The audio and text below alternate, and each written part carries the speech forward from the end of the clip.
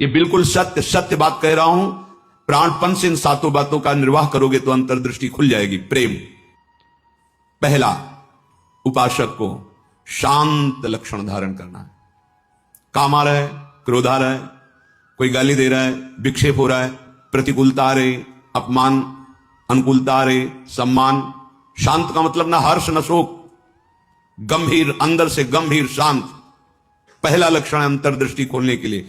दूसरा है आराध्य देव के भजन के सिवा कोई भी एक क्षण व्यर्थ न जाने पावे। अव्यर्थ कालत्वम, कबहू काल वृथा नहीं जाए। सेवक जी महाराज पकड़ो, अंतर्दृष्टि प्राप्त महापुरुष ही जीवन मुक्त कहा जाता है। पकड़ो, कोई भी क्षण भजन के बिना ना जाए। शरीर से सेवा हो रही और अंदर ही अंदर नाम जब चल रहा है, प्रभु के लीला रस से भरे हुए पद गुनगुना। कितना सहज सरल भगवदानंद प्रदान करने का हमें साधन मिल गया गुरु कृपा से। सेवक शरण सदा रहे, अनत नहीं विश्राम। कै वाणी हरिवंश की, कै हरिवंश ही नाम। या तो नाम मंत्र चल रहा है और या वाणी जी गुनगुना रहे हैं।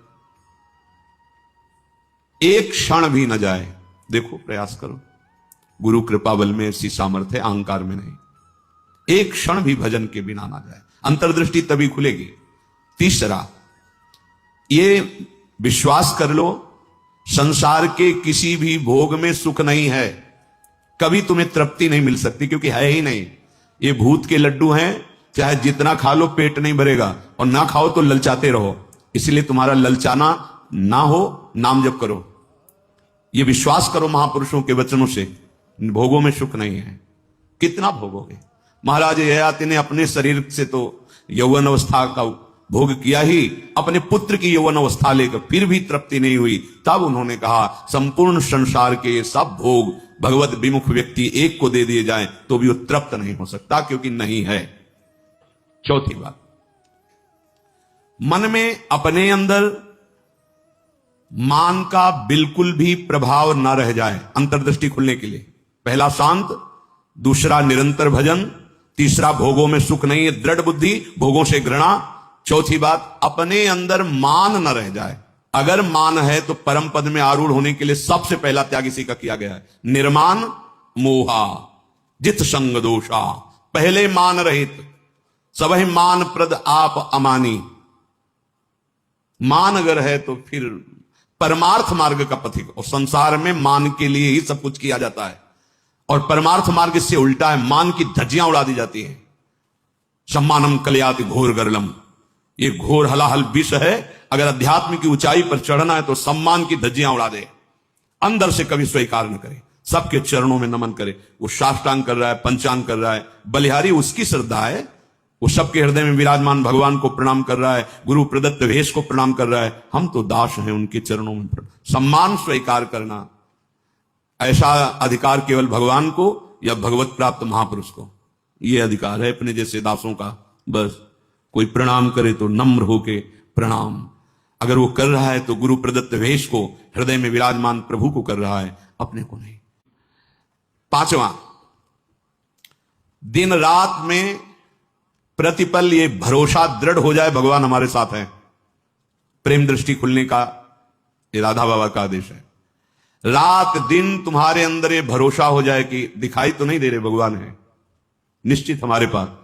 हमारी वाणी जी कहती है, नाम वाणी जहां श्याम श्यामा तहां। नाम चल रहा है तो तुम्हें दिखाई देंगे आगे चलकर। अभी पहले पाप नष्ट होने दो, अनर्थ की निवृत्ति होने दो, फिर देख लेना। पर तुम्हें यह विश्वास करना है आज सुन के, हर समय भगवान हमारे पास है, हमारे आराध्य देव हमारे पास हैं, हमारे पास हैं, और निश्चित वो मुझे मिलेंगे।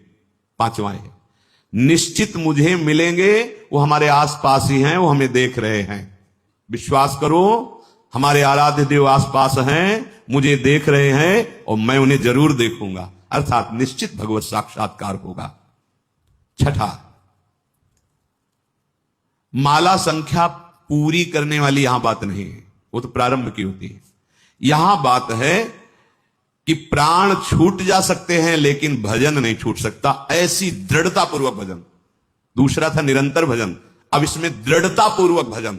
दृढ़ता इसलिए छठा नंबर मानो उसी की व्याख्या का रखा है। कोई प्रलोभन आ सकता है जो आपके भजन को रोक सके, क्योंकि माया बहुत बलवती है। कोई वासना दबी होगी, वही वासना का सारा भोग सामग्री फ्री, एकांत भोगो इसको, क्योंकि आप बहुत ऊंचाई पर चढ़ने जा रहे हो, भोगो इनको। लेकिन भगवत साक्षात्कार करने वाला किसी प्रलोभन में प्रभु देव त्रिभुवन की राज्य लक्ष्मी देने पर भी आधे पल के लिए, याद हो गया होगा आपको, सैकड़ों बार कहा है, आधे पल के लिए भी अपने प्रभु का विस्मरण नहीं, इसे दृढ़ता कहते हैं। और भयानक से भयानक पीड़ा और कष्ट होने पर भी प्रभु का विस्मरण नहीं।